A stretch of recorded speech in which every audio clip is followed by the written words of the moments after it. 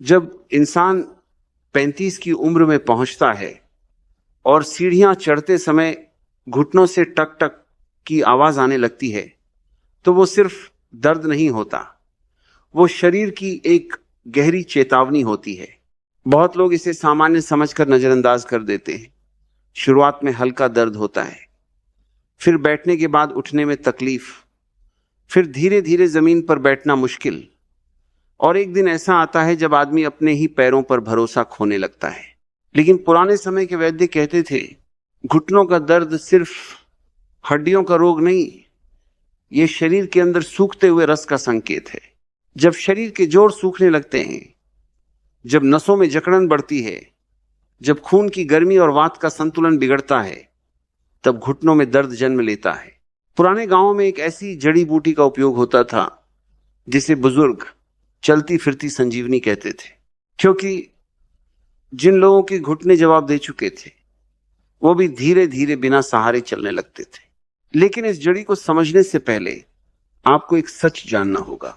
आज का इंसान बाहर से जवान दिखता है, लेकिन अंदर से उसकी हड्डियां बूढ़ी हो चुकी हैं।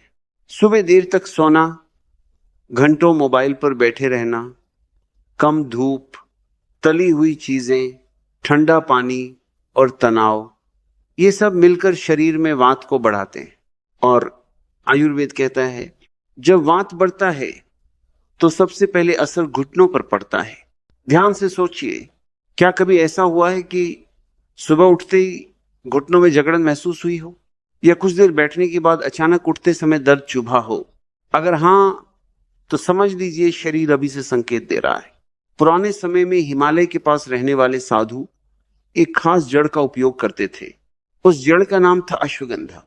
लेकिन बाजार में मिलने वाली साधारण अश्वगंधा नहीं, बल्कि सही तरीके से सुखाई गई देसी जड़। वैद्य कहते थे, अगर अश्वगंधा को सही समय पर सही चीज के साथ लिया जाए तो यह शरीर के अंदर सूख चुके जोड़ों में फिर से ताकत भर सकती है। अब तरीका ध्यान से सुनिए। रात को सोने से पहले एक गिलास हल्का गर्म दूध लीजिए, उसमें आधा चम्मच अश्वगंधा चूर्ण, एक चुटकी सौंठ और थोड़ा सा देसी घी मिलाइए, फिर उसे धीरे धीरे पीजिए। लेकिन असली राज सिर्फ इतना नहीं है। पुराने लोग इस दूध को पीने के बाद तुरंत नहीं सोते थे, वो 100 कदम धीरे धीरे चलते थे, क्योंकि आयुर्वेद कहता है, जब शरीर हल्की गति में होता है तब जड़ी बूटी का असर नसों और जोड़ों तक तेजी से पहुंचता है। बहुत लोगों को लगता है कि घुटनों का दर्द सिर्फ कैल्शियम की कमी से होता है, लेकिन सच इससे कहीं ज्यादा गहरा है।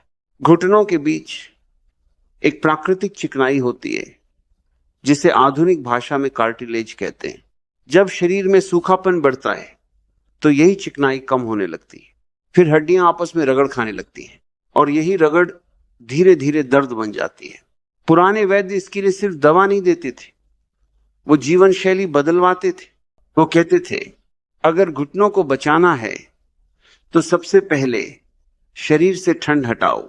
इसलिए पुराने लोग सुबह खाली पेट फ्रिज का पानी नहीं पीते थे, वो हल्का गुनगुना पानी पीते थे, क्योंकि ठंडा पानी शरीर की नसों को सिकोड़ देता है और जोड़ों में जकड़न बढ़ाता है।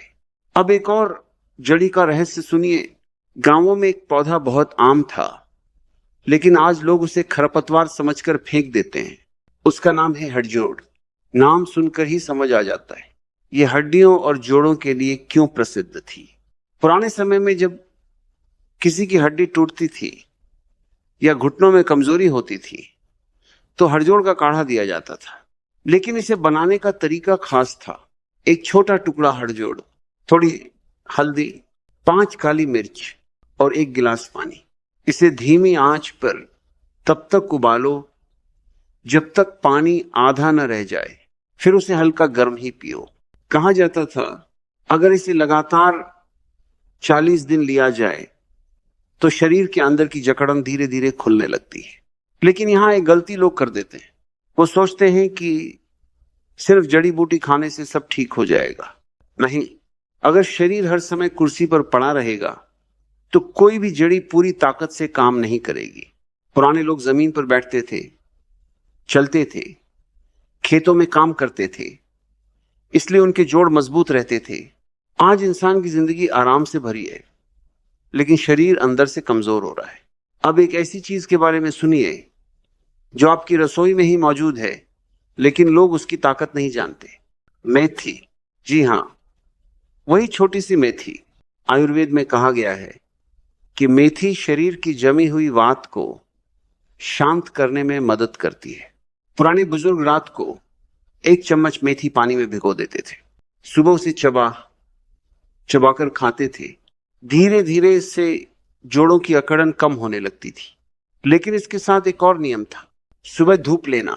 आज लोग धूप से भागते हैं, लेकिन पुराने लोग सूरज को औषधि मानते थे।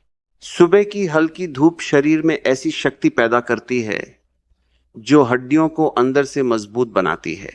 ध्यान से देखिए, गांवों के बुजुर्ग आज भी धूप में बैठते मिल जाएंगे और उनके घुटने शहरों के लोगों से ज्यादा मजबूत होते हैं। अब मैं आपको एक ऐसा तेल बताने जा रहा हूं जिसे पुराने पहलवान अपने घुटनों पर लगाते थे। सरसों का तेल, लहसुन और अजवाइन, इन 3 चीजों को धीमी आंच पर पकाया जाता था। जब लहसुन काला होने लगे तब गैस बंद। फिर इस तेल को हल्का गर्म करके घुटनों पर मालिश। लेकिन मालिश का तरीका भी खास था, ऊपर से नीचे नहीं, बल्कि नीचे से ऊपर, क्योंकि इससे रक्त प्रवाह ऊपर की ओर बढ़ता है और जकड़न कम होती है।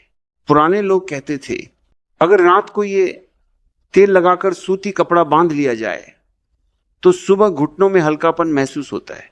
अब एक बहुत जरूरी बात, अगर आपके घुटनों में दर्द के साथ कट कट की आवाज आती है तो शरीर सिर्फ दर्द नहीं बता रहा, वो कमजोरी का संकेत दे रहा है।